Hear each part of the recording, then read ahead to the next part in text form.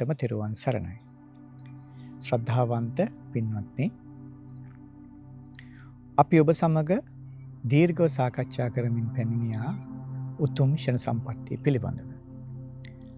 දීර්ඝ සංසාර චාරිකාවක ගමන් කරන අපිට අතිශය දුර්ලභ මොහොතක් උදා වෙලා නැවත නැවතත් මහා දුක්ඛිත සසර ගමනකට මුහුණකම් කියන්නට පත් වුණ අපට ඒ සසරෙන් සදහටම නිදහස් වෙන්නට පුළුවන් අවස්ථාවක් මුණ ගැහිලා ඒ උතුම් වූ දුර්ලභ වූ ෂණ සම්පත්තිය මුණ ගැහුණු මොහොතයි.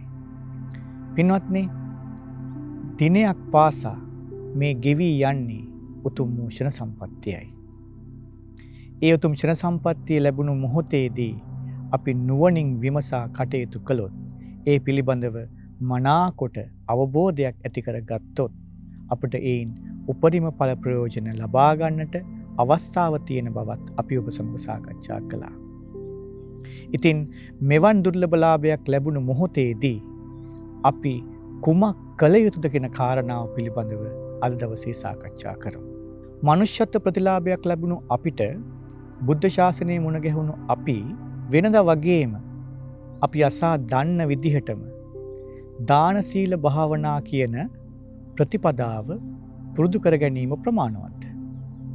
පින්වත්නි, දාන සීල භාවනා ප්‍රතිපදාව පුරුදු කරලා සුගතිය යාමට උත්සාහ කිරීම පමණක් ප්‍රමාණවත්.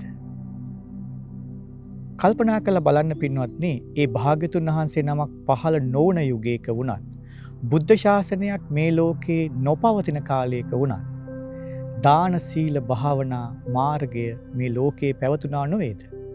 ඒ දාන සීල භාවනා මාර්ගයේ පුරුදු පුහුණු කරලා සුගතිගාමී ජීවිතයක් මිනිසුන් ඇති කරගත්තා නොවේද? පින්වත්නි, මේ කාරණාවෙන් ඔබට සිහිපත් කරන්නේ සුගතිගාමී වෙන්න ඕන නැහැ කියන කාරණාව නෙමෙයි. ඔබට මා සිහිපත් කරන්නේ මෙවන් බුද්ධ ශාසනයක් ලැබුණු උතුම් මොහොතක අපි ඒ සුගතිගාමී ජීවිතයක් ඇති කරගන්නවා කියන පමණක් උත්සාහ කිරීම ප්‍රමාණවත් නැහැ පින්වත්නි. මොකද ඒක ප්‍රමාණවත් නොවෙන්නේ, සුගතිගාමී ජීවිතය කියන එක හොඳ කාරණාවක්. සුගතියක ඉපදෙන්න ලැබෙන්නේ ඉතාමත්ම දුර්ලභව. තියෙන ප්‍රශ්නය තමයි පින්වත්නි, සුගතිය කියන එක ස්ථිරසාර රැකවරණයක් සහිතනක් නොවන බව. පින්වත්නි, මේ මනුෂ්‍යත්ව ප්‍රතිලාභය හෝ දිව්‍ය ලෝකික උපතක් ලැබීම හෝ බ්‍රහ්ම ලෝකයක උපතක් ලැබීම කියන සුගතිගාමී ජීවිත ඉතාමත් වටිනවා. හැබැයි පින්වත්නි, ඒ සුගතිය ස්ථිරසාර නැහැ. ඒ සුගතියේ ඉපදිච්ච කෙනාට නැවත වතාවක් එයා සතර අපායට වැටෙන ස්වභාවයෙන් යුක්තවයි ඉන්නේ. ඉතින් ඒ කෙනා එතකොට ජීවිතයට පරිපූර්ණ රැකවරණයක්, පරිපූර්ණ ආරක්ෂාවක් සකසාගෙනද නැහැ පින්වත්නි. ඒ කෙනාගේ ජීවිතයට පරිපූර්ණ ආරක්ෂාවක් සැලසීලා නැහැ. ඒ తాවකාලික රැකවරණයක් විතරයි සැලසීලා තියෙන්නේ. පින්වත්නි, එක් අවස්ථාවක අපගේ භාග්‍යතුන් වහන්සේ චාරිකාවේ වඩින මොහොතක ඒ භාග්‍යතුන් වහන්සේ වැඩම කරපු පාර හරහට කඩි රෑනක් යනවා දැක්කා. භාග්‍යතුන් වහන්සේ වැඩ හිඳිමින් ඒ කඩි රෑන දිහා මොහොතක් බලාගෙන සිටියා. බලාගෙන ඉඳලා සිනහවක් පහළ කරා. ආනන්ද ස්වාමීන් වහන්සේ වහා මෙතෙන්ට පැමිණිලා භාග්‍යතුන් වහන්සේගෙන් අසා සිටියා, ස්වාමීනි, භාග්‍යතුන් වහන්සේ කිනම් කරුණක් නිසාද මේ සිනහ පහළ කරේ කියලා. භාග්‍යතුන් වහන්සේ ආනන්ද ස්වාමීන් වහන්සේට පෙන්නනවා, පින්වත් ආනන්ද, බලන්න මේ කඩි රෑන දිහා. මේ කඩි රෑනේ ඉන්න එකදු කඩියෙක්වත් නැහැ අතීත සසරේදී සක්විති රජ කෙනෙක් නොවිච්ච කඩියෙක්. පින්වත්නි, බලන්න, අතීත සසරේදී මේ මහා පෘථුවියේ අගතනතුර ලැබපු ඒ සක්විති රජ පදවිය ලැබමින් සුගති සැප වින්ද ඒ සක්විති රජවතුන්ට අද ලැබිලා තියෙන ඉරණම අද විෂ දල කඩින් බවට පත් වෙන්න සිද්ධ වෙලා, ඒ කට්ටියට නැවත වතාවක් තිරිසන් අපායේ උපදින්නට සිද්ධ වෙලා. එහෙනම් ඔබට වැටහෙනවා ඇති මා මේ කියන කාරණාව. මේ ලැබුණු අවස්ථාවේදීත් අපි ඒ සුගතිගාමී ජීවිතයක් ඇති කරගන්නවා කියන කාරණාව තුළ පමණක් රැඳුනොත් ඒක අපට ලැබෙන ස්ථිරසාර රැකවරණයක් නෙමෙයි. ඒක අපට ලැබෙන ඒ මනා පරිපූර්ණ රැකවරණයක් නොවන බවයි මා ඔබට මේ සිහිපත් කරන්නේ. එහෙමනම් මේ උතුම් ෂණ සම්පත්තිය ලැබුණු මොහොතේදී ඒ සුගතිගාමී බව අභිබවලා අපේ ජීවිතය නැවත වතාවක් සතර අපායට වැටෙනවා කියන අනතුරෙන් අත්මුදවා ගත යුතුයි නේද? පින්වත්නි, ඒක නේද මේ ලැබුණු අවස්ථාවෙන් උපරිම ප්‍රයෝජන ගන්නවා කියන කාරණාව. ඉතින් කුමක්ද ඒ නැවත වතාවක් සතර අපායට නොවැටෙන විදිහට තමන්ගේ ජීවිතය උපරිම රැකවරණයක් කරා ගෙන යන තැන? ඒ කිසිදු අවස්ථාවක් නෙමෙයි. ඒ භාග්‍යතුන් වහන්සේ දේශනා කරනවා, යම් කෙනෙක් උතුම් සෝතාපට්ටි ඵලයට පත් වුණා නම් ඒ කෙනා සදහටම සතර අපායෙන් නිදහස් වෙච්ච ශ්‍රාවකයෙක් කියලා. චතුහ පායේ හිච විප්පමුක්තෝ, සදහටම සතර අපායෙන් නිදහස් වුණු ශ්‍රාවකයෙක්. ඒ වගේම ඒ සෝතාපන්න ශ්‍රාවකයා නතේ භවං අට්ඨමං ආදියන්ති, නැවත කිසි විටකත් අටවෙනි භවයක් නම් ඒ ශ්‍රාවකයාට නැහැ පින්වත්නි. ඒ වගේම භාග්‍යතුන් වහන්සේ දේශනා කරනවා නියතෝ සම්බෝධි පරායනෝ කියලා.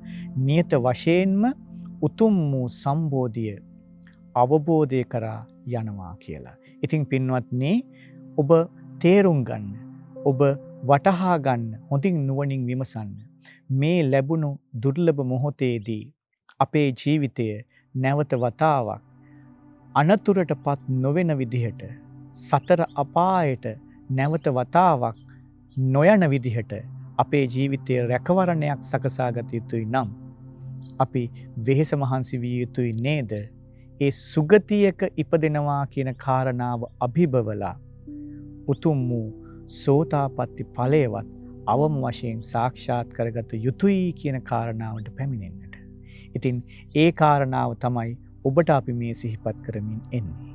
ඉතින් මෙන්න මේ විදිහට මේ ලැබුණු දුර්ලභ අවස්ථාවෙන් උපරිම ඵල ප්‍රයෝජන ලබා ගන්නවා කියලා කියන්නේ සුගතිගාමී ජීවිතයක් ඇති කර ගන්නවා කියන කාරණාව අභිබවලා අවම වශයෙන් උතුම් සෝතාපට්ටි ඵලයටවත් පත් වෙන්න ඕන කියන කාරණාව නොවේද?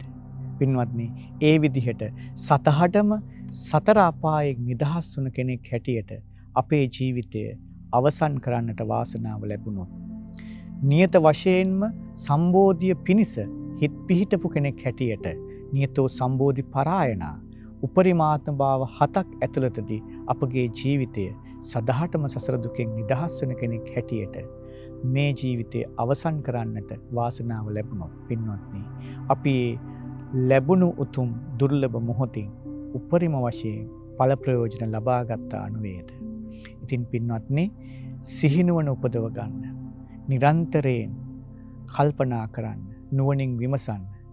මේ ලැබුණු දුර්ලභ ලාභය මගහැරෙන්නට මත්තෙන් අපේ ජීවිතය නැවත වතාවක් සතර අපායට නොවැටෙන තැනක් වුණ ඒ උතුම් ക്ഷേම භූමිය දක්වා පත්කර ගැනීම පිණිස වෙහෙස මහන්සි විය යුතු නොවේද? එහෙනම් ඔබට වැටහෙනවා ඇති මේ ලැබුණු දුර්ලභ ලාභය ලැබුණු මොහොතේදී අපි කුමක් කළ යුතුද කියන කාරණාව. අපි අපේ ජීවිතය ඒ සදහටම සතර අපායෙන් නිදහස් වුණ සෝතාපන්න ඵලයේ දක්වාවත් මෙහෙයවා ගත යුතුයි නොවේද? ඉතින් පින්වත් ඔබ හැම දිනාටම අපි සෙත් ප්‍රාර්ථනා කරනවා, ආශිර්වාද කරනවා. මේ ලැබුණු උතුම් මනුස්ස ජීවිතය තුළ තමාගේ ජීවිතය පූර්ණ රැකවරණයක් කරා යොමු කරගන්නට පින්වත් හැම දිනාටමත් දුර්ලභ වූ භාග්‍යය වාසනාවම උදා වේවා කියලා හැම දිනාටම තෙරුවන් සරණයි.